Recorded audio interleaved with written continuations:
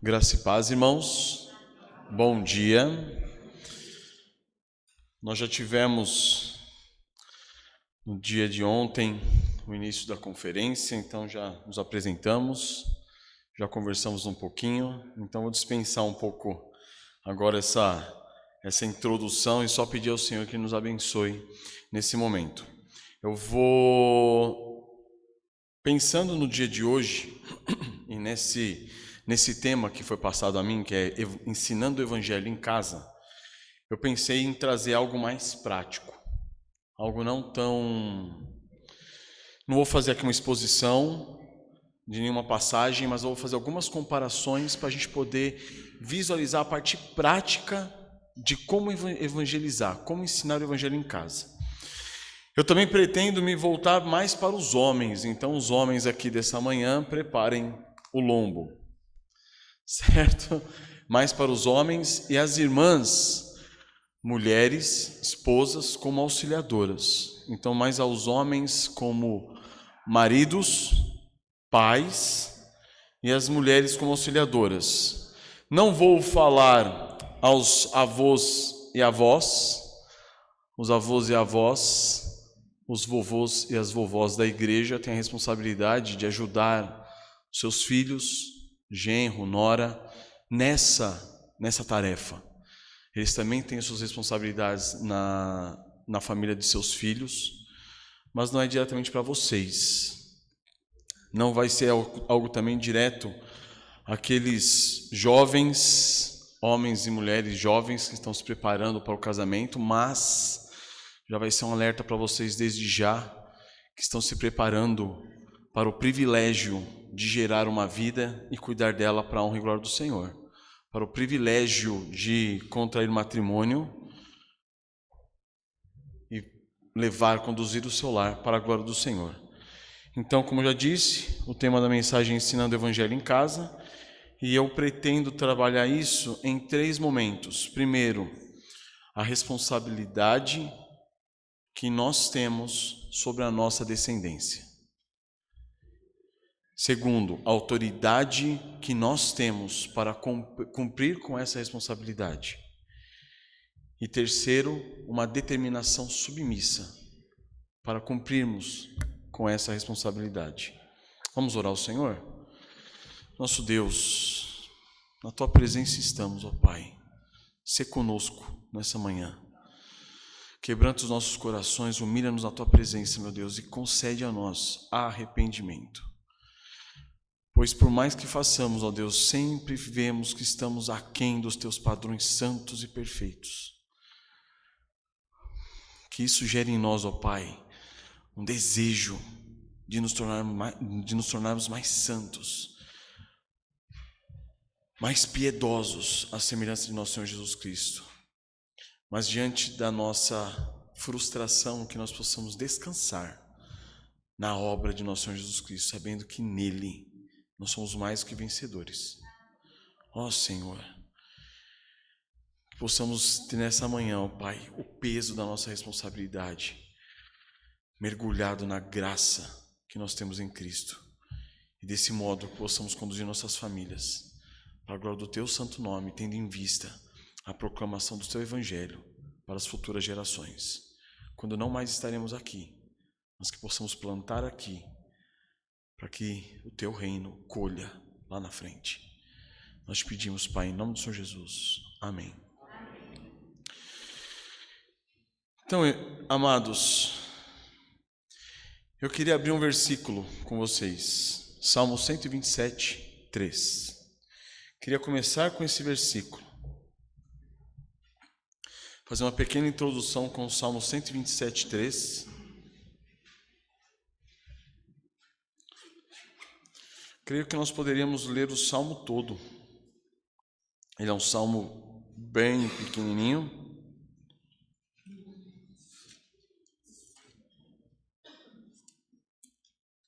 Vamos lá. Salmo 127, versículo 1. Todos acharam?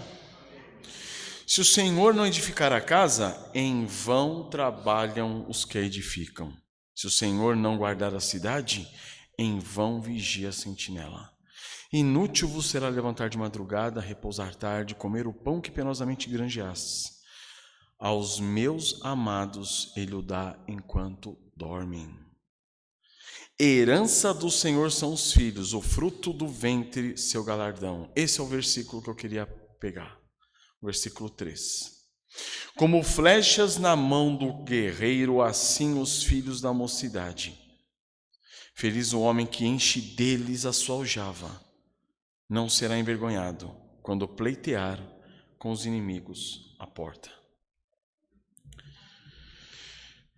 Muito se tem para falar nesse salmo, irmãos, mas eu queria pegar só o versículo 3, com uma introdução que será exposto, falando: a herança do Senhor são os filhos. Você sabe o que é uma herança?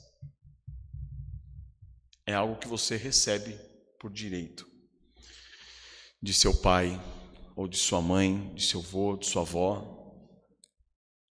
Agora eu pergunto, se você tivesse o direito de receber uma herança milionária do seu pai ou da sua mãe, você se contentaria simplesmente com o objeto dele, que ao falecer ele deixou de recordação para você? Você se contentaria com isso? Seu pai morreu, além de uma herança milionária, ele deixou um relógio. Aí você fala: não, deixa a herança de lado, eu quero só o relógio para ter recordação do meu pai. Vocês fariam isso? Não é isso. Herança é um direito que nós temos. Herança é um benefício que recebemos. Você quer ter toda a herança. Ainda mais sendo você um filho único. Imagina você um filho único, recebe uma herança milionária. Você fala: não, eu quero só o relógio do meu pai. Todo o dinheiro você pode doar em qualquer instituição filantrópica. É assim que você agir? Não. Você ia querer herança. A herança é sua. Então, quando nós falamos de herança do Senhor são os filhos, o Senhor, a maior bênção que Ele tem para nós, homens e mulheres casados, são o quê? Os filhos. São os filhos. O mundo, irmãos, tem lutado para inserir em nossas mentes, em nossas vidas, princípios antibíblicos que transformam essa bênção e esse privilégio de Deus, da paternidade, da maternidade, eles transformam isso em maldição. Esses princípios malignos, eles encontram respaldo, sabe aonde? No nosso egoísmo. No egoísmo do nosso coração. Por que as pessoas têm evitado filhos? Porque filho dá trabalho. E hoje a gente está num mundo que evita trabalho. Você quer as coisas do jeito mais fácil possível. E principalmente porque elas vão te trazer prazer e satisfação. Trabalho, não quero. Então, amados, em nossa carnalidade, muitos de nós que nos dizemos crentes, cristãos, nós temos comprado esses princípios e vivido por meio desses princípios. As mulheres têm medo de que seus filhos possam estragar com o seu corpo, prejudicar sua carreira profissional, privá-las da liberdade que elas têm. Os homens, por outro lado, dizem que os filhos vão gerar muito gasto, vai ter que trabalhar mais, vão atrapalhar seu sono, vão gerar muitas demandas para a sua vida, vai tirar o sossego da casa. E desse jeito, irmãos, muitos dos cristãos hoje, nós, inclusive batistas reformados, têm agido e pensado dessa forma. Mas a palavra do Senhor diz o quê? Que os filhos são herança provinda da parte do Senhor. Eu costumo dizer que os filhos são herança de um Pai vivo. É o Deus vivo e verdadeiro que nos concedeu uma herança, 2 heranças, 3 heranças. Quanto mais deles tivermos, maiores serão os galardões, maiores serão as bênçãos que desfrutaremos da parte do Senhor nessa vida. Por isso que é dito aqui: a herança do Senhor são os filhos, o fruto do ventre, o seu galardão. Eu tenho 4 galardõezinhos, 3 meninas e o novinho, o caçula, que é um menininho. Irmãos, trabalho. Gigante. E a minha esposa ainda faz homeschooling ainda, dá aula em casa. As crianças nunca foram para a escola. A mais velha tem 11 anos. Nunca foi à escola. Então o que acontece? Mais trabalho ainda. O trabalho triplica. Entretanto, irmãos, a alegria que nós podemos experimentar, a preciosa graça, irmãos, de termos filhos no Senhor, recebendo do Senhor essa herança, ela não pode ofuscar os nossos olhos da responsabilidade que nós temos, porque é uma bênção muito grande ter filhos. Apesar do grande trabalho que eles dão, é uma bênção muito grande, uma recompensa muito grande, é um prazer muito grande. O Senhor conceder a você a mordomia de você criar os seus filhos para a honra e glória dele. É um trabalho muito grande, mas é uma alegria muito grande. É uma graça muito grande. Só que isso não pode ofuscar os nossos olhos da responsabilidade que nós temos enquanto pais. Por quê? Porque, por outro lado, enquanto algumas pessoas pensam que ter filhos é como ter qualquer animalzinho de estimação, e como ter um cachorro dá menos trabalho do que ter um filho, eu prefiro ter um cachorro, arrumar um cachorro, um gato, um passarinho. Muitos também já planejam uma gravidez pensando como vão fazer com os filhos. O que vão fazer com os filhos? Vai inserir o filho onde? Vai inserir o filho numa creche? Vai colocar o filho na escolinha? Vai deixar o filho com a avó? Com a mãe? Com quem? Então, amados, outras pessoas têm buscado ter filhos porque somente pela recompensa de falar sou pai e sou mãe, mas também não calculam a responsabilidade que eles têm diante deles. Mas eu sempre sonhei em ser mãe, sempre sonhei em ser pai, tá? Então você vai ter um filho porque você sempre sonhou em ser mãe, sempre sonhou em ser pai. Quais são os desdobramentos de você ter um filho? Então, os filhos são herança provinda do Senhor. Quanto mais deles tivermos, maiores serão as bênçãos que desfrutaremos do Senhor. E por que eu falo isso? Porque juntamente com os filhos, irmãos, vem algo que é fundamental para a vida cristã, que se chama mortificação. Pouco tem sido pregado sobre mortificação, sobre você ter que morrer, você ser quebrantado, você ser humilhado. E não existe meio de nós sermos mais quebrantados e humilhados do que os filhos. Não existe. Não existe. Você emprega tempo, você emprega recursos, você emprega amor, carinho, dedicação, e daqui a pouco você está vendo aquele serzinho, uma graça parecido com você, com a sua esposa, aquela coisinha mais fofa do mundo, se voltando contra você, em rebeldia, rebelião, em revolta. E aí ele não reconhece, ela não reconhece o que você fez por ele ou por ela.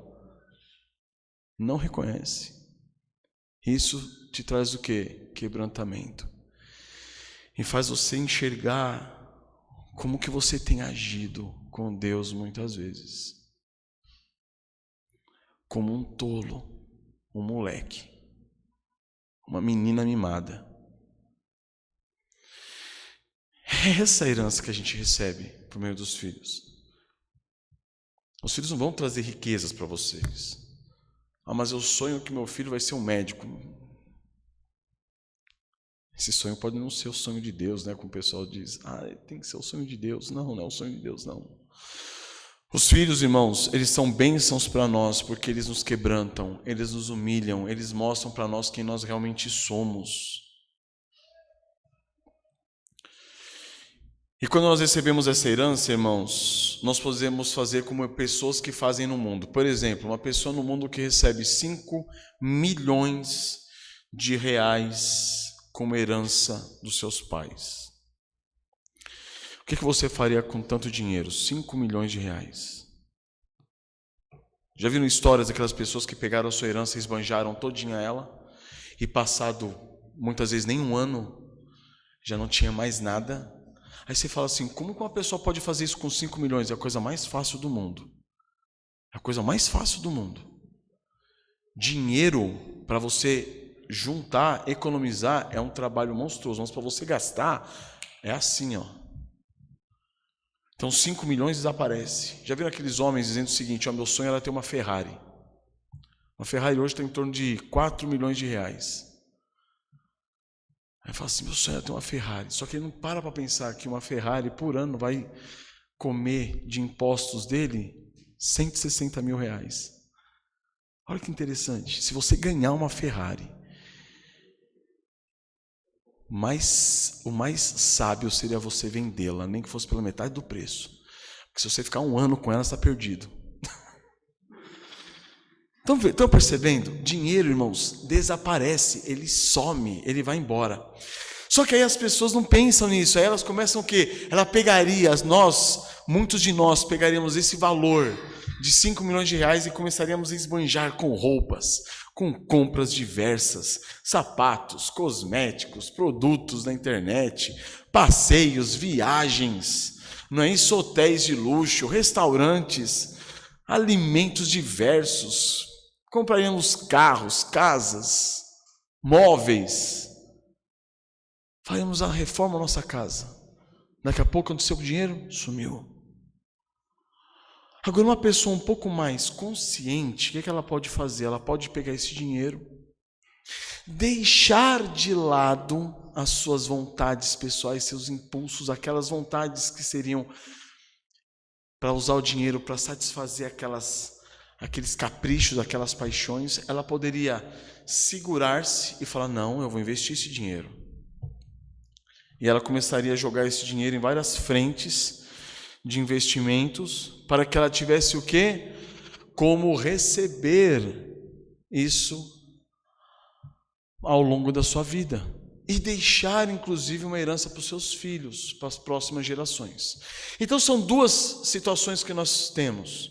A pessoa que esbanjaria sua herança, é a pessoa que investiria em sua herança. Irmãos, filhos é a mesma coisa.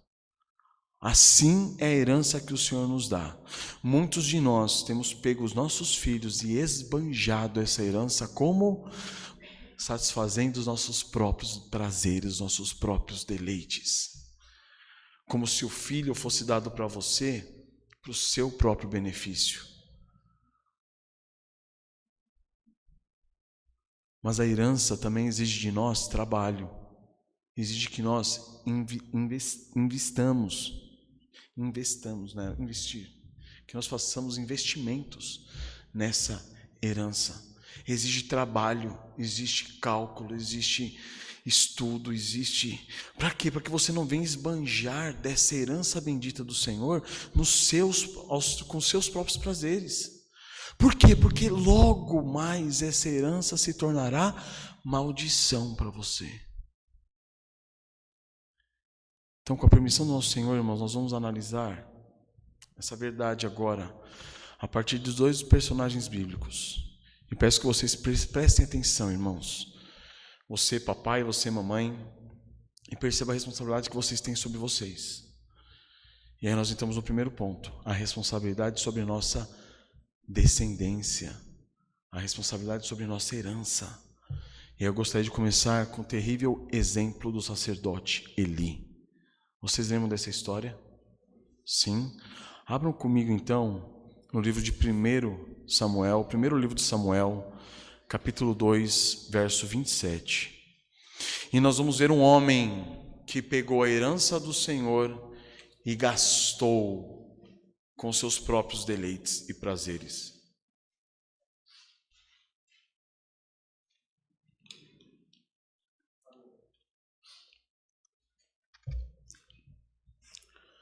Primeiro livro de Samuel, capítulo 2, verso 27. Veio um homem de Deus a Eli e lhe disse: assim diz o Senhor, não me manifestei na verdade à casa de teu pai, estando os israelitas ainda no Egito, na casa de Faraó? Ou seja, Eli era descendente de Arão. Eu escolhi dentre todas as tribos de Israel para ser o meu sacerdote, para subir ao meu altar, para queimar o incenso e para trazer a estola sacerdotal perante mim. E dei à casa de teu pai todas as ofertas queimadas dos filhos de Israel. Irmãos, olha que fantástico que é isso. Ele fala, eu o escolhi. Deus não nos vê na nossa individualidade, muitas vezes. Deus nos vê como descendentes de nossos pais e como cabeça da nossa família que virá depois de nós. Nós temos uma relação histórica com os nossos ancestrais e com os nossos descendentes, com aqueles que vieram antes de nós, com aqueles que virão depois de nós. O privilégio que Deus tinha dado a Arão é o mesmo privilégio que Deus dá a Eli. Aí ele podia falar assim, mas foi para o meu pai, não foi para mim, foi para você. Eu dei para o seu pai, eu dei para você. É o seu privilégio. E aí ele continua. Por que pisais aos pés os meus sacrifícios e as minhas ofertas de manjares que ordenei se me fizessem na minha morada? Se a gente ler um pouquinho antes, aqui não vai dar tempo, irmãos, mas se nós lermos alguns versículos antes, no capítulo 2, no próprio capítulo 2 de 1 Samuel, nós vamos ver que quem estava pisando o sacrifício, quem estava fazendo um pouco de sacrifício, eram os filhos de Eli, não era ele. E Deus diz para Eli, por que você está pisando? Por quê? Por que você está pisando? Mas calma aí, Deus, não sou eu. São os meus filhos, é você. Entendam, irmãos, entendam, nós temos uma relação muito forte com os nossos ancestrais e com os nossos descendentes. E nessa relação com Deus, essa relação com Deus é uma relação de responsabilidade. Você é responsável pelas ações dos seus filhos. Se você não fez a sua parte, educá-los. E ele continua, olha só que interessante. E tu, por que honras a teus filhos mais do que a mim? Para tu e eles vos engordardes das melhores de todas as ofertas do meu povo. Olha o pecado de Eli. Qual era o pecado de Eli? Omissão. Os filhos dele enfiavam o garfo dentre a carne do sacrifício, o melhor da carne, e saíam comendo. E eles ofereciam essa carne para quem também? Para o papai. E o papai comia. Se vocês forem ver a história de Eli, ele era um homem obeso. Não era à toa que ele era obeso. Esse era o pecado de Eli. Ele foi omisso quanto ao pecado de seus filhos, porque o pecado de seus filhos trazia um certo benefício para a carne dele. Portanto, diz o Senhor Deus de Israel, na verdade, dissera eu que a tua casa e a casa de teu pai andariam diante de mim perpetuamente. Olha a promessa, eu disse para você que a casa sua e do seu pai andaria perpetuamente na minha presença. Porém, agora, diz o Senhor, longe de mim tal coisa. Porque aos que me honram, honrarei, porém aos que me desprezam serão desmerecidos. Olha que interessante. É a revogação de uma promessa? Não. A promessa de Arão continua. É a promessa de Eli. Ele estava inserido nessa promessa de Arão. Agora, ele foi excluído dessa promessa de Arão. Estão percebendo? Existem bênçãos, irmãos. Bênçãos reservadas a nós. Eis que vem dias em que cortarei o teu braço e o braço da casa de teu pai, para que não haja mais velho nenhum em tua casa, e verás o aperto da morada de Deus. Há um tempo com o bem que fará Israel, e jamais haverá velho em tua casa. O homem, porém, da tua linhagem, a quem eu não afastar do meu altar, será para te consumir os olhos e para te entristecer a alma, e todos os descendentes da tua casa morrerão na flor da idade. Essa é a punição de Deus para Eli e seus descendentes. E aí ele conclui no versículo 34, ser-te-á por sinal o que sobrevirá a teus filhos, Ofni e Finéias, ambos morrerão no mesmo dia.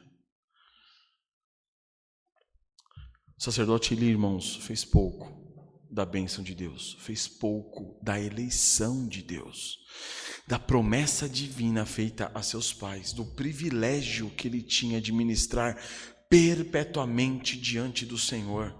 Ele desprezou o sacrifício do Senhor e desonrou o Senhor publicamente. Isso pode acontecer conosco? Sim, pode. Quando eu faço da herança de Deus um meio para o meu próprio benefício, para eu tirar proveitos pessoais. Quando eu jogo fora todo o sacrifício que Cristo fez por mim, e ao invés de eu pregar e apresentar esse evangelho aos meus filhos, e de conduzir os meus filhos dentro dessa realidade do evangelho, eu desonro o Senhor. Não investindo na herança que Deus me deu. Tamanho foi o pecado de Eli, irmãos, que o Senhor revogou sua promessa e cortou sua descendência do ministério sacerdotal. E essa punição, irmãos, se concretiza um pouco mais à frente, no capítulo 4:11, com a morte dos 2 filhos. Depois, no 4:18, você vai ver que Eli, quando recebe essa mensagem, essa notícia da morte dos filhos, ele cai duro também e morre.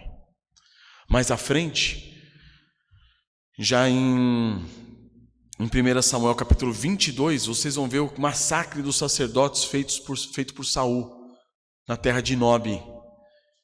E lá tinham muitos descendentes de Eli que foram assassinados. E no final, já em 1 Reis, quando Salomão assume o reino, ele remove Abiatar, que tinha apoiado a rebelião de Adonias, e Abiatar foi o último sacerdote descendente de Eli. E ali depois vocês podem ler 1 Reis 2, 26 e 27. Vai ser muito claro que ali se cumpriu a promessa do Senhor sobre a vida de Eli. O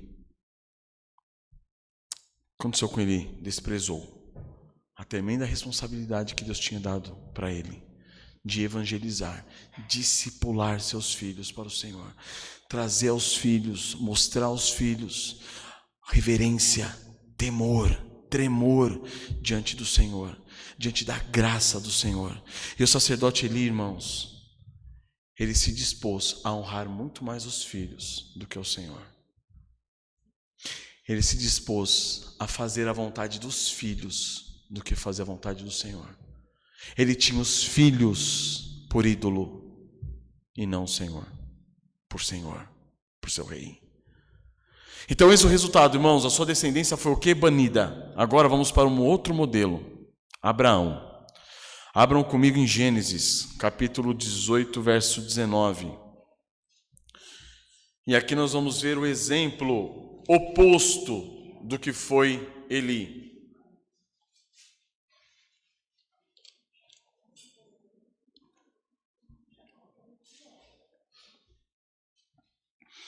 Gênesis 18, 19.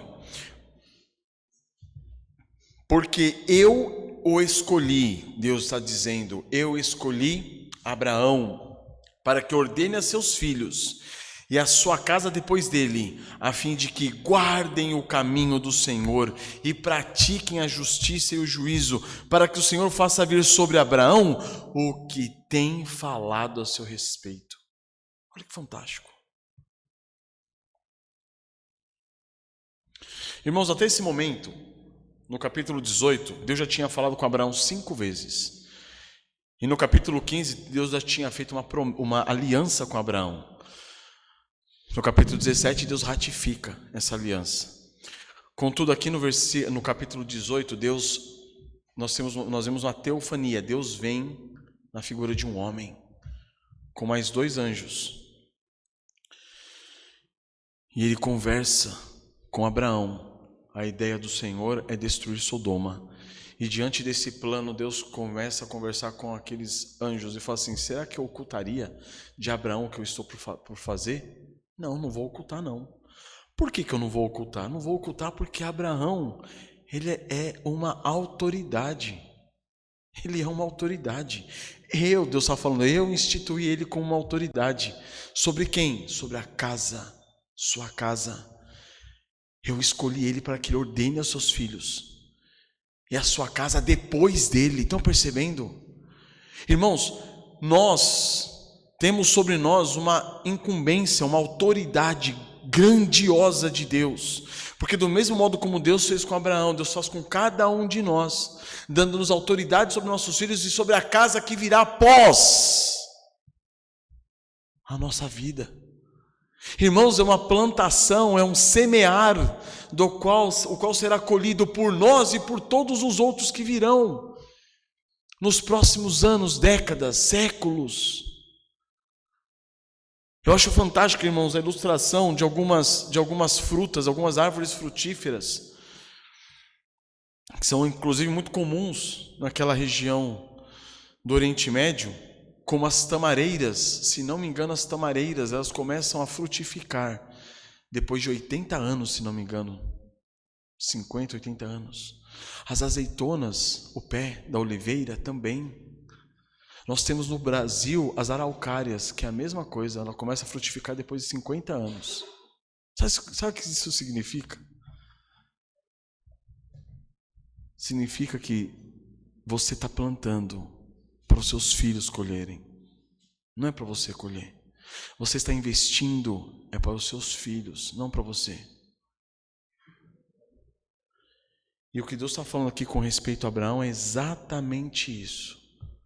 E para pensar, todas as promessas que foram feitas a Abraão, ele colheu o quê? Quando você vai para Hebreus, fala que ele viu a promessa sendo cumprida, mas ele não recebeu nada. Ele não recebeu nada, ele viveu toda a vida dele como peregrino em terra estranha. Mas a esperança de Abraão, a alegria de Abraão era saber que os seus filhos ali morariam. Isso aconteceu, sabe, depois de quanto tempo? 400 anos. Não é impressionante isso? Nós somos extremamente egoístas. Nós, pais, queremos que os nossos filhos frutifiquem para nós. Vocês, mães, querem que seus filhos frutifiquem para vocês.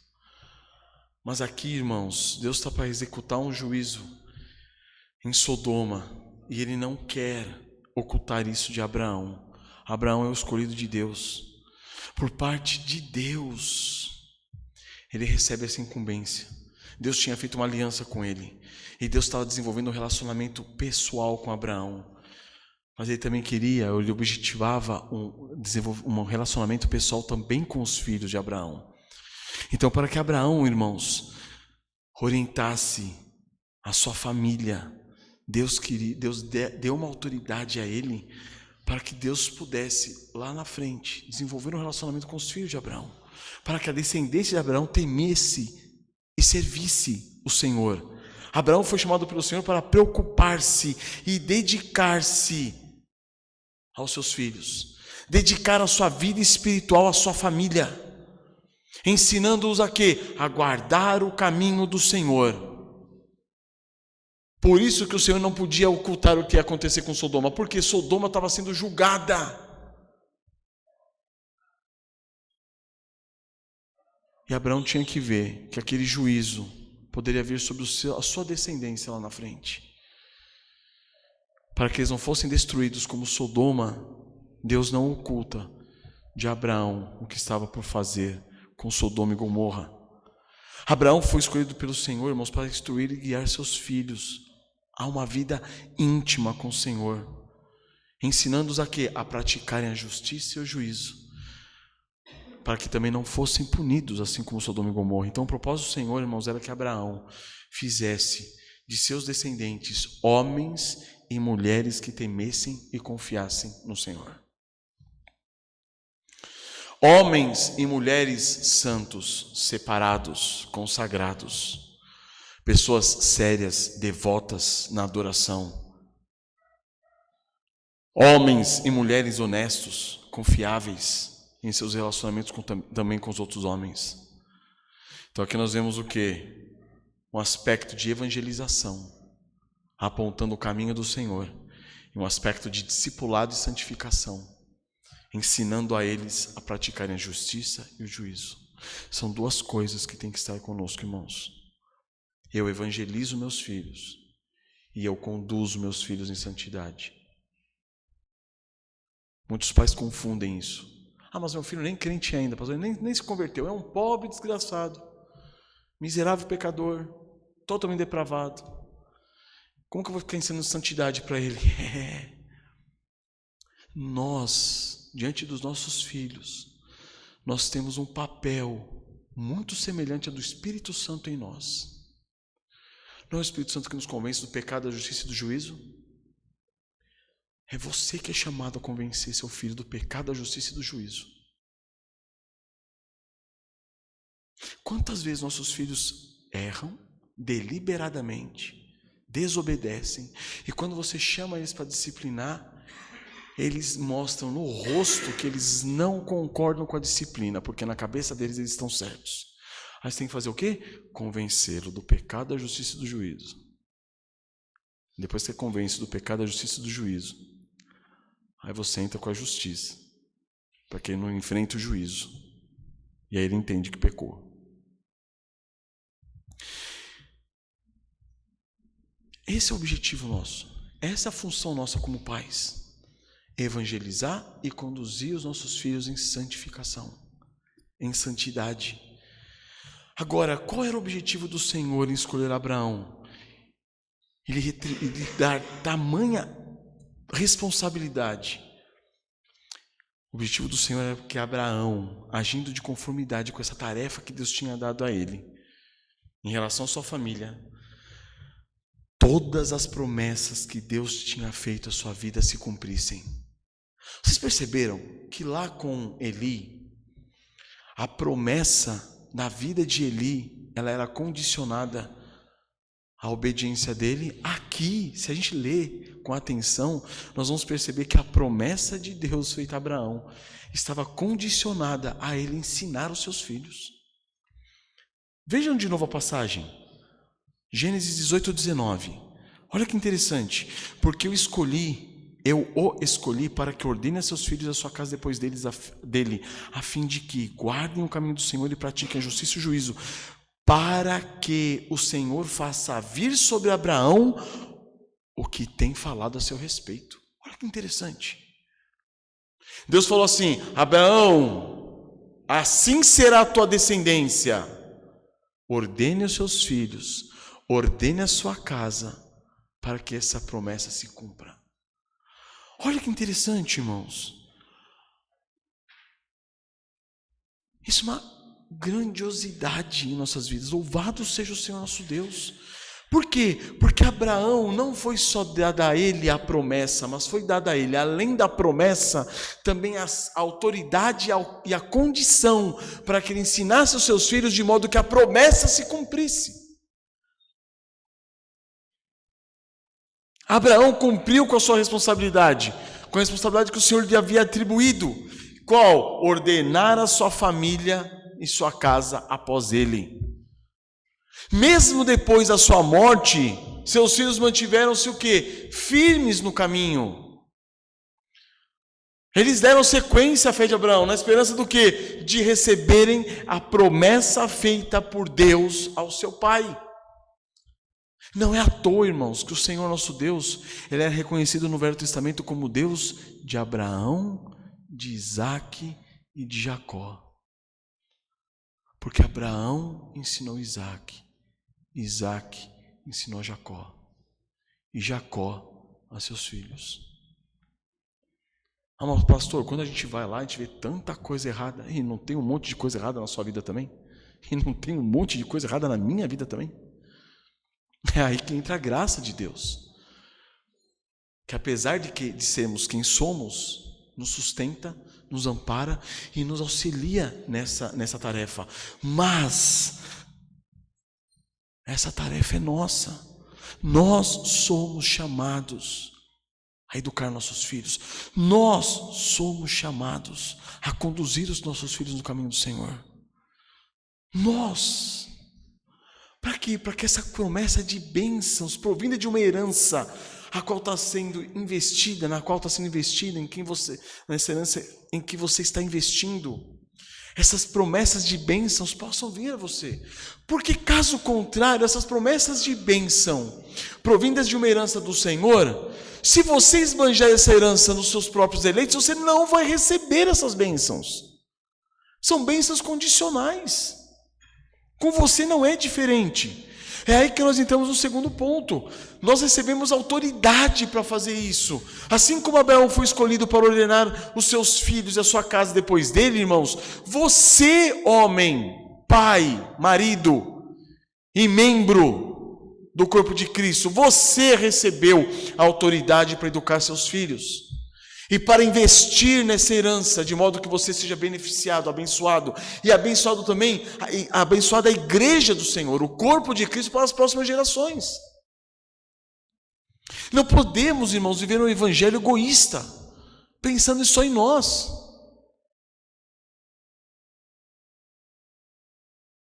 Querendo usarmos da herança de Deus para o nosso próprio benefício, para a realização dos nossos próprios prazeres. Não podemos fazer isso. Bênçãos são os filhos, desde que sejam tratados como herança do Senhor, e você, como mordomo dessa herança, investindo, não enterrando o talento, mas investindo nessa criança. Está sobre você a responsabilidade de ensinar os seus filhos o caminho do Senhor e de ensiná-los a praticar a justiça e o juízo. O Senhor deu a você essa autoridade como pai de conduzir os seus filhos. Ele deu essa autoridade paterna para ordenar os seus filhos e a sua descendência depois de você a se voltarem para o Senhor e Salvador Jesus Cristo. O Senhor escolheu você, irmão, para evangelizar e discipular seus filhos. Essa foi uma autoridade dada a você como pai. Essa sublime responsabilidade de evangelizar seus filhos e conduzi-los no caminho do Senhor e ensiná-los a justiça e o juízo. Mas como se isso não fosse suficiente, além dessa autoridade paterna que Deus dá a você, meu irmão, o Senhor também lhe concedeu a autoridade cristã para que você pregue o evangelho aos perdidos. Acabamos de ver agora há pouco, na história dos batistas, o pastor Janisson apresentou para nós. O ID, a grande comissão, sempre ecoou nos ouvidos de todos os homens tementes ao Senhor na história da igreja. Sempre ecoou. E como o rio de água viva sempre fluiu de nós o desejo de evangelizar. Mas não é só um desejo, simplesmente um desejo, o qual você pode ou não satisfazer. Não, nós recebemos uma autoridade de Deus. Em Mateus 28:18 diz, Jesus aproximando-se falou-lhes dizendo, toda autoridade me foi dada no céu e na terra. Nós recebemos essa autoridade. Para quê? Para evangelizar. Então, além de uma autoridade paterna, você tem uma autoridade cristã. Em Cristo Jesus, para evangelizar seus filhos. Ide, portanto, fazer discípulos de todas as nações, batizando-os em nome do Pai, do Filho e do Espírito Santo, ensinando-os a guardar, olha que interessante, ensinando-os a guardar todas as coisas que vos tenho ordenado. Qual a diferença disso daqui para a ordem que Deus deu a Abraão? Nenhuma. Aquela ordem que foi dada a Abraão foi uma ordem mais específica no seu lar. Essa ordem é uma ordem geral para todos os discípulos de Cristo. Mas nós, homens, começamos a grande comissão onde? Na minha cidade, no meu estado, no meu país, na África, na Ásia, no Oriente Médio? Não! É em casa. É em casa. Diante dos seus filhos, você é o quê? É um pai. E tem essa autoridade. E como cristão, você tem essa dupla autoridade. Uma autoridade dada por Deus como pai e uma autoridade dada a Deus como discípulo de Cristo. Então, evangelize seu filho, discipule seu filho nos caminhos do Senhor. Essa é a grande missão das nossas vidas enquanto pais. Não é Jesus que diz, irmãos, quanto vale uma alma?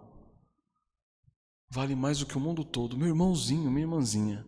Nós muitas vezes lemos histórias de grandes homens do passado, como William Carey e outros muitos evangelistas do passado. E você fala, ai, se eu pudesse ser como um homem desse. Não precisa. Não precisa. Pode ser que Deus tenha dado um chamado para você nesse sentido, pode ser que não. Mas se o chamado dele foi para você ser pai e evangelizar seu filho, sua filha, e você levar o seu filho e sua filha para Cristo, você for a ferramenta do Espírito Santo para converter o coração do seu filho, meu irmão, você já ganhou o mundo todo. Já ganhou o mundo todo. Às vezes a gente fica sonhando, sabe? Nós, como bons reformados, sonhamos em ser um Calvino, sonhamos em ser um Lutero. Não, para com isso. Para com isso. Faça a sua parte na esfera que Deus te colocou. Ah, mas pastor, eu não sou nenhum missionário, eu não fiz seminário, eu não sou pastor, eu não tenho assim o dom ministerial. Você tem autoridade de pai e você tem autoridade de discípulo de Cristo. Evangelize seu filho e sua filha. Mas pastor, eu não consigo, eu não entendo muito bem, sabe? É a autoridade que Deus te deu, capacitação do Senhor. Faça. E se você ainda goza do privilégio de ter uma esposa temente ao Senhor, meu irmão e minha irmã, vocês foram comissionados por Deus para proclamar as boas novas aos seus filhos. Vocês estão vivendo num campo missionário. Evangelize. Vocês estão vivendo numa pequena igreja. Pastoreie. Você, meu irmão, é um missionário, você é um pastor. No seu lar, você tem essa responsabilidade sobre os seus ombros, de criar os seus filhos sob a disciplina e a admoestação do Senhor. Você quer mais o quê? Ainda que na sua igreja local você não tenha nenhum ministério reconhecido, não importa. Você é pai, você é mãe. E como pais, vocês são missionários e foram ordenados por Deus para evangelizar seus filhos. Você, pai, é um pastor e foi ordenado pelo Senhor para que você conduza seus filhos por meio do evangelho. Irmãos, eu devo salientar que uma das grandes alegrias minha de estar à frente com outros pastores do Seminário Batista Confessional do Brasil é o fato de que o Seminário Batista Confessional do Brasil tem esse objetivo. Se nós formos no site dele, depois vocês tiverem um tempinho, dá um pulinho no site do seminário e observem lá na aba dos objetivos do seminário, vocês vão ler um texto dizendo o seguinte, que o seminário tem por objetivo ser um auxiliar do ministério de ensino da igreja local. O SBCB também visa fornecer instruções mais especializadas para os pais de família que anseiam ser capacitados a pastorear suas famílias através da palavra de Deus. E também para todo e qualquer crente que deseja melhorar a sua compreensão nas Sagradas Escrituras. Nós, homens, temos a responsabilidade de investir, sim, no nosso conhecimento teológico. Temos a responsabilidade, sim, de mergulhar na leitura da palavra, em devoção, em oração, estudar, ler, nos informar. Para quê? Um objetivo: guiar nossa família, pastorear nossa casa, pastorear nossa esposa, nossos filhos. Estão percebendo? Esse é um dos objetivos do seminário. Não é somente fazer pastores, É uma bênção formar pastores, formar homens para o ministério. Mas você tem um ministério, e é um ministério que muitas vezes está sendo negligenciado por nós, pastores. Vocês não fazem ideia, irmãos, não fazem ideia da tentação que nós pastores recebemos, sofremos, para abandonar nossas famílias e investir o nosso tempo na igreja. Sabe por quê? Porque a igreja traz um certo status. Você educar os seus filhos e a sua casa após você não traz nenhum status. Não é mais do que sua obrigação. Mas você pastorear uma igreja, você conduzir essa igreja a um crescimento, você está à frente de outros ministérios, isso chama mais a nossa atenção. Nós devemos lutar continuamente, nós pastores, nós que estamos correndo atrás de formação, de nos prepararmos, capacitarmos para o ministério, lutar veementemente contra essa tentação e dar atenção à nossa esposa e aos nossos filhos, porque eles são a nossa primeira responsabilidade. Depois deles, nós temos que pastorear homens e mulheres, membros do corpo de Cristo. Isso é uma bênção, é um privilégio. Mas é uma bênção e um privilégio você pastorear sua casa. Tanto porque uma das condições, uma das exigências de um presbítero é que ele governe bem o seu lar. Não é isso? Irmãos, um precioso investimento só será possível se você viver dia após dia na dependência do Espírito Santo. Então, anime-se e haja de maneira resoluta e determinante. Faça como Josué fez no capítulo 24:15, nós lemos: eu e a minha casa serviremos ao Senhor. Essa é a resolução que nós devemos fazer. Eu e minha casa. Essa é a minha grande responsabilidade. Na minha igreja, lá em Francisco Morato, temos vários irmãos. Mas se o irmão um dia falar assim: pastor, como já aconteceu, não quero mais continuar na igreja, não quero mais ser pastoreado pelo Senhor, estou indo embora, vai com Deus. Fiz de tudo, a pessoa não quer, rejeitou, vai com Deus. Fazer o quê? Agora meus filhos não. Seus filhos são seus filhos, meus filhos são meus filhos. Essa é a nossa grande responsabilidade, minha responsabilidade, eu e minha casa. Fala você diante do Senhor: eu e minha casa serviremos ao Senhor. Tem que ser uma determinação, irmãos, resoluta. E aí sim você vai começar a ver os bens, as bênçãos, os benefícios, os galardões dessa preciosa determinação diante do Senhor. Mas cuidado, porque se você negligenciar tão bendita responsabilidade, pode ser que essa herança do Senhor, que era para ser uma bênção, se torne uma maldição, como foi na vida de Eli. Então não faça pouco de exortação, irmãos. Abram comigo em Oséias. Oséias tem uma exortação impressionante quanto a isso. Oséias capítulo 4, profeta Oséias capítulo 4, verso 6.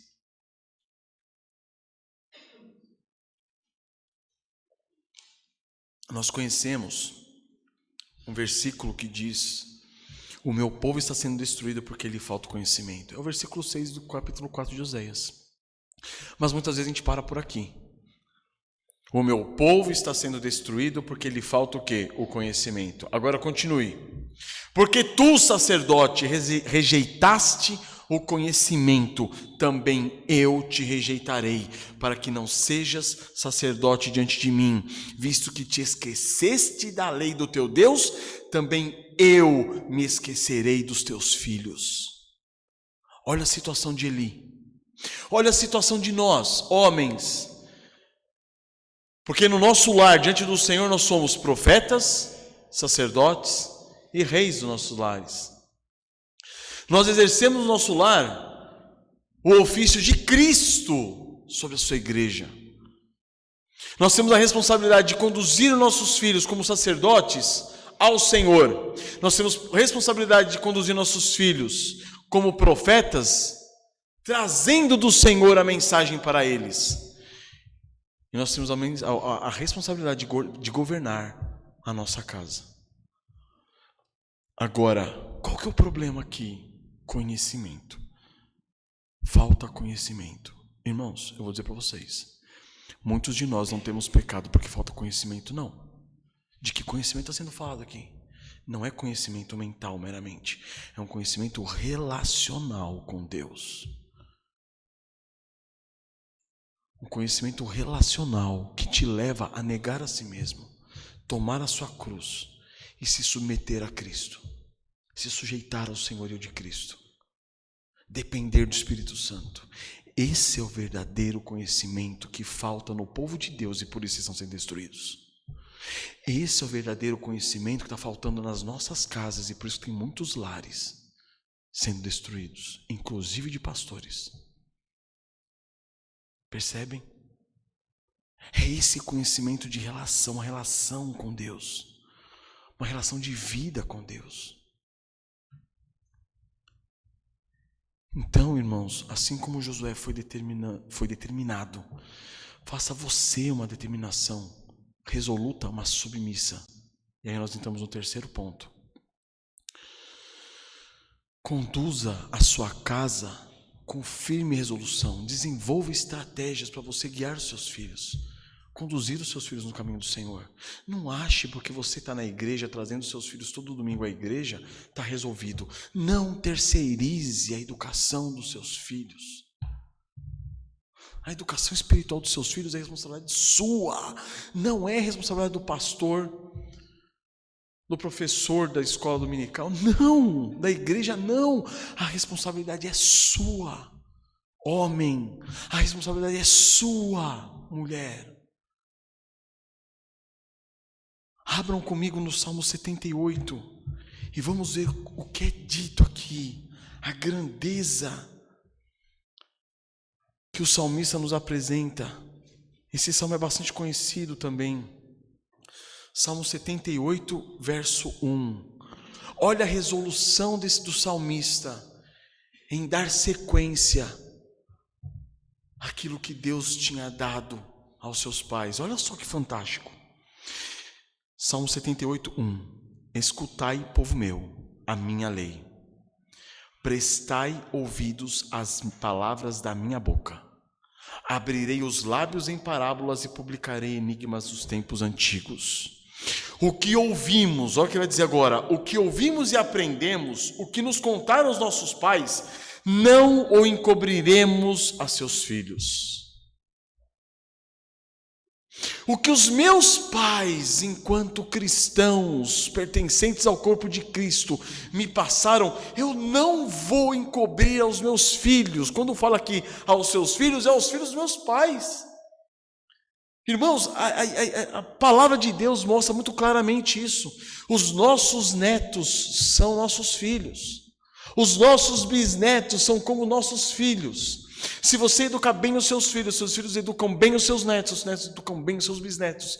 E isso gera bênção para gerações. E o salmista está dizendo aqui, eu não vou ocultar aquilo que meus pais me ensinaram, eu vou passar para frente. Contaremos à vindoura geração os louvores de Deus e o seu poder e as maravilhas que fez. Essa é a nossa responsabilidade, irmãos.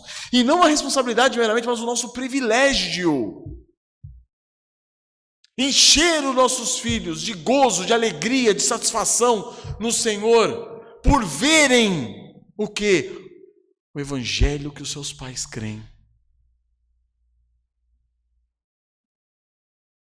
Irmãos, a nossa sociedade é uma situação tão podre, tão nojenta, que os pais não têm mais autoridade sobre seus filhos. Eles abriram mão dessa autoridade. E vou dar um exemplo para vocês que parece bobo, mas não é bobo. Meu pai era corintiano. Coitado. Nós somos 5 filhos. Eu sou o mais velho de 5 filhos. Os 5 filhos eram corintianos. O que eu quero dizer com isso? Hoje eu não estou nem aí para Corinthians. Nem sei o nome dos jogadores, nem nada. O que eu quero dizer com isso? Meu pai tinha autoridade sobre nós. E ele nos conduziu. Ele nos guiou. Hoje eu vejo pais que torcem para um time, o primeiro filho torce para outro, o segundo filho torce para outro, o terceiro filho torce para outro. Não importa o time, a questão não é essa. A questão é que você percebe o que nisso? O pai não é autoridade no seu lar. Ele abriu mão dessa autoridade. Irmãos, os gostos, nossos gostos, eles são desenvolvidos. Vocês sabiam disso? Ninguém nasce com os gostos prontos. Eu lembro claramente um dia que eu falei assim, eu quero gostar de música clássica. E eu comecei a forçar isso, até comecei a admirar e a gostar de música clássica. Mas eu lembro claramente, eu quero, e eu comecei a forçar. Os gostos dos nossos filhos, quem desenvolve somos nós. Se você não tem esse poder, é porque você abriu mão da autoridade que Deus te deu. E se você não consegue desenvolver os gostos mais simples dos seus filhos, você acha que você vai conseguir apresentar o evangelho para ele? Se você não consegue fazer com que o seu filho goste daquilo que você gosta, acha que você vai conseguir apresentar o evangelho de modo que ele seja impactado pelo evangelho de Cristo? Olha o que o salmista continua dizendo. Ele, Deus, o Senhor, estabeleceu um testemunho em Jacó, e instituiu uma lei em Israel, e ordenou aos nossos pais que os transmitissem a seus filhos, a fim de que a nova geração conhecesse. Filhos que ainda hão de nascer, se levantassem por sua vez, e referissem aos seus descendentes. Olha que fantástico é isso, irmãos, que impressionante. O trabalho que você tem com seus filhos hoje, o investimento nessa herança bendita, vai ser o quê? Bênção na sua vida. Mas por quê? Para a realização dos seus gostos, das suas satisfações, dos seus caprichos? Não! Bênção para o avanço do reino de Deus, para a edificação do corpo de Cristo. Filhos que você não conhece, netos que você não sabe nem qual vai ser o nome deles, vão ser a bênção do Senhor para as futuras gerações. Isso é grande demais, irmãos. Só que a gente é muito egoísta. Nós somos tão mesquinhos, tão tolos. A gente só vê, olha para nós mesmos. Nós não temos a capacidade de olhar para os nossos filhos e pensar da seguinte maneira: a obra que eu comecei, o ministério que eu tenho hoje como um pastor, posso passar isso para o meu filho, e com a graça do Senhor ele pode dar sequência a esse ministério. Tudo que eu tenho garimpado hoje, tudo que eu tenho aprendido hoje, pode ser algo que eu passe para ele, e lá na frente ele já tenha isso como base, como fundamento para cavar, buscar revelações maiores na palavra de Deus. Olha que fantástico, irmãos. E ele continua: para que pusessem em Deus a sua confiança e não se esquecessem dos feitos de Deus, mas lhe observassem os mandamentos, e que não fossem como seus pais, geração obstinada, rebelde, geração de coração inconstante e cujo espírito não foi fiel a Deus. Irmãos, somos nós que ensinamos obediência aos nossos filhos. Somos nós que ensinamos sujeição aos nossos filhos. Somos nós que ensinamos dependência aos nossos filhos.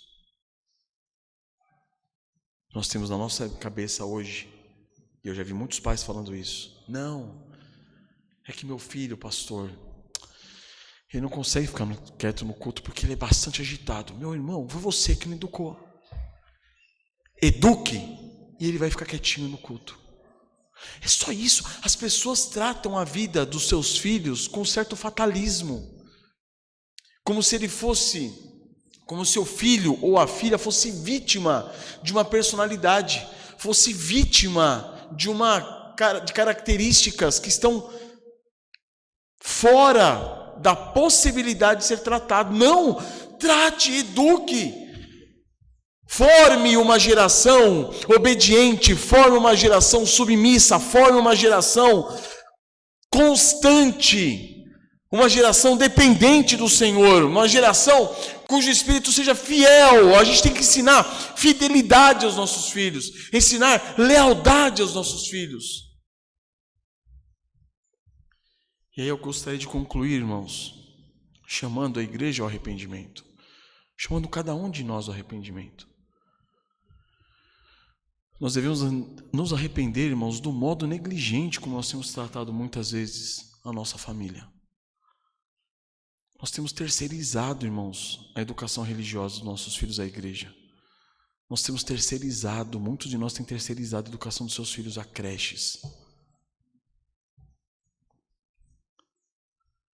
a escolinhas. Em Gálatas 6, de 7 a 8, diz: não vos enganeis, de Deus não se zomba, pois aquilo que o homem semear, isso também colherá. Cuidado, um dia a conta vai chegar. A conta chega. E a promessa que Deus tinha dado a você, e a herança que Deus tinha dado a você para ser uma bênção, vai se tornar uma maldição. A conta chega, irmãos, porque o que semeia para a sua própria carne, da carne colherá corrupção, mas o que semeia para o Espírito colherá vida eterna. E a continuação desse versículo é: de Deus não se zomba. Nós temos zombado do Senhor, tendo diante de nós tantos benefícios, tantas bênçãos. Nós não temos investido na herança que Deus nos deu. Primeiro que temos negado essa herança. Nós não queremos herança. Queremos ter a nossa vida egoísta. E depois que você tem a herança, você nega o investimento nessa herança.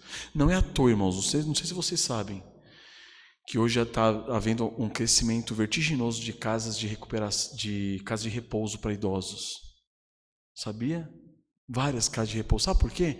Porque algumas décadas atrás houve um crescimento vertiginoso de creches. Os pais negam cuidado dos seus filhos. Lá na frente, os filhos negam cuidado aos seus pais. Uma hora a conta chega. A palavra de Deus diz em Romanos 12: não vos conformeis com esse século, mas transformai-vos pela renovação da vossa mente. Larguem os princípios do mundo, irmãos. Que esses princípios fiquem no mundo, não tragam para a igreja. Na igreja, seja transformado pela palavra do Senhor. Que essa palavra te transforme, renove a sua mente, para que você pense de acordo com ela. Mas vamos para algumas aplicações. Como que nós poderíamos fazer isso na prática? A palavra de Deus também nos ensina como que nós devemos investir na prática nos nossos filhos, na herança que o Senhor nos deu. E aqui eu concluo. Na prática, nós vamos para Deuteronômio. Abram comigo, em Deuteronômio capítulo 6.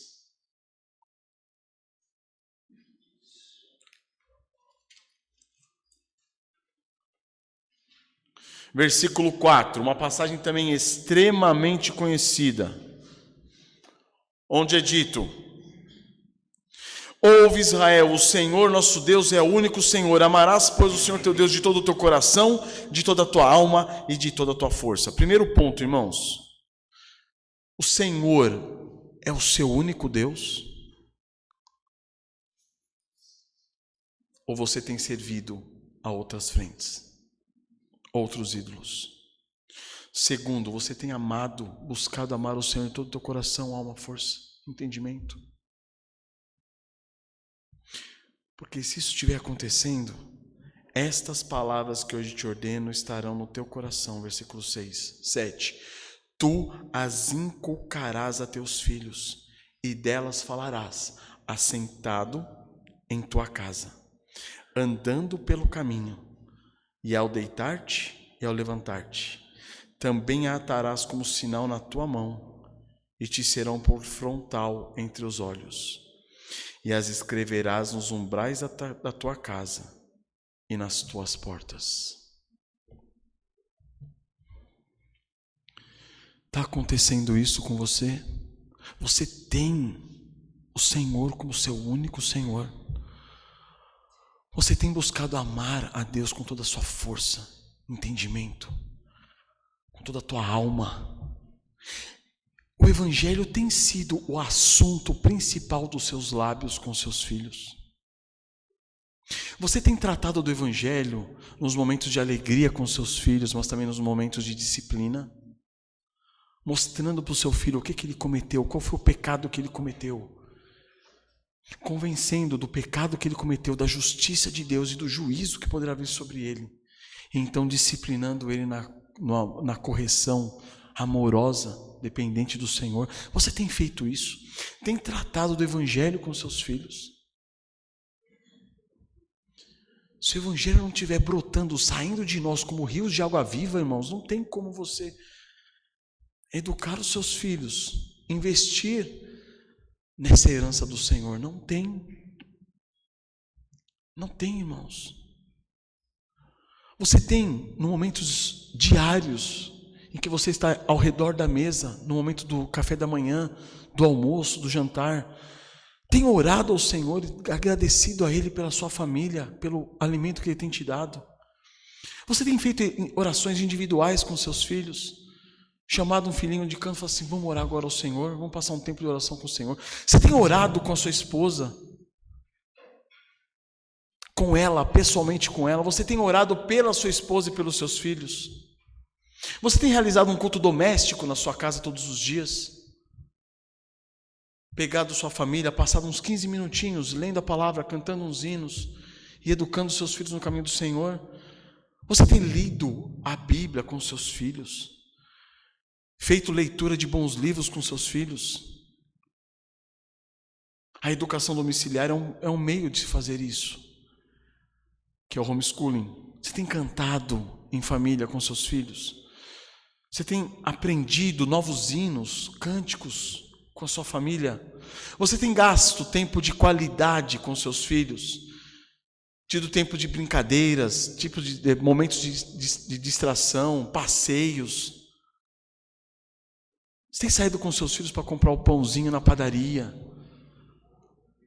É nesses momentos, é nesses momentos que você tem o quê? A oportunidade de cumprir o que está sendo dito em Deuteronômio. Está falando que aqui, inculque a palavra do Senhor na cabeça dos seus filhos. Mas quando? Ao deitar-se, ao levantar-se, ao comer, ao sair, ao ficar. Em momentos do dia a dia. Não são momentos excepcionais, são momentos cotidianos, corriqueiros. São esses momentos preciosos que você tem. Para quê? Para investir na herança que Deus te deu, de modo que essa herança se torne bênção para a sua vida e bênção para a igreja de Cristo. Irmãos, não tem maior bênção para o corpo de Cristo, para a igreja local, do que homens que assumem a sua responsabilidade dentro do seu lar. Não tem maior bênção. Homens que assumem a sua responsabilidade paterna, sua autoridade dentro do seu lar, são uma bênção extraordinária para a igreja.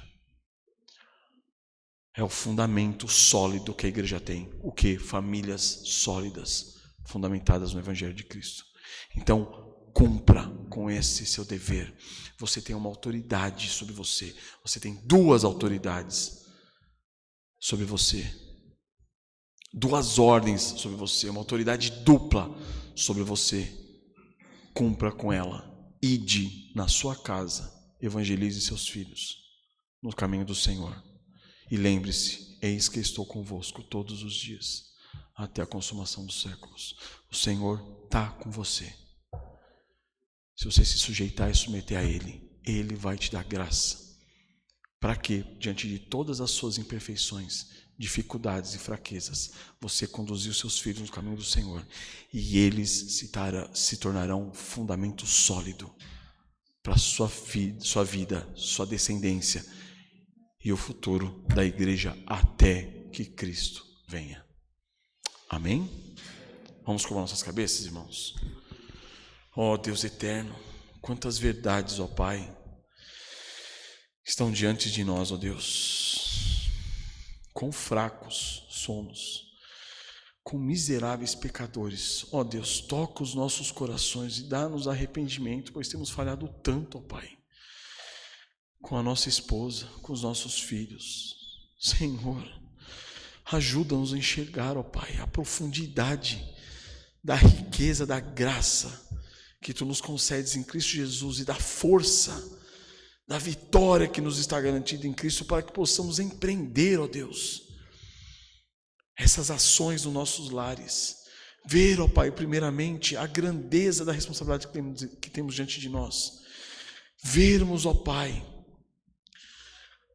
a possibilidade, ó Deus, de mantermos nossas famílias e nossas igrejas firmadas em Ti, unicamente pelo trabalho de evangelização, de disciplina, de exortação no Senhor, que podemos fazer com as nossas esposas e nossos filhos. Leva-nos a valorizar, ó Pai, a nossa casa. Leva-nos a valorizar, ó Pai, a autoridade que Tu nos destes como pais, como discípulos de Cristo. Leva-nos, ó Deus, à dependência, sabendo que o nosso Senhor Jesus Cristo está conosco todos os dias até a consumação dos séculos. E enche o nosso coração, aviva-nos, ó Pai, para que possamos ver a grandeza do Evangelho em nossas vidas, de modo, ó Pai, que não consigamos reter essas águas que fluirão como rios de água viva dentro de nós, matando a sede daqueles que estão à nossa volta. Ó Senhor, que possamos ser como missionários, pastores, dentro dos nossos lares, que possamos assumir o ministério da reconciliação e termos por alvo objetivo, como já vimos essa manhã, reconciliar os nossos filhos contigo, por meio da proclamação do Evangelho e do nosso mediador, Cristo Jesus, o Senhor, que se fez pecado por nós para que fôssemos feitos justiça de Deus. Louvado seja o Teu nome, Pai. Amém, Senhor.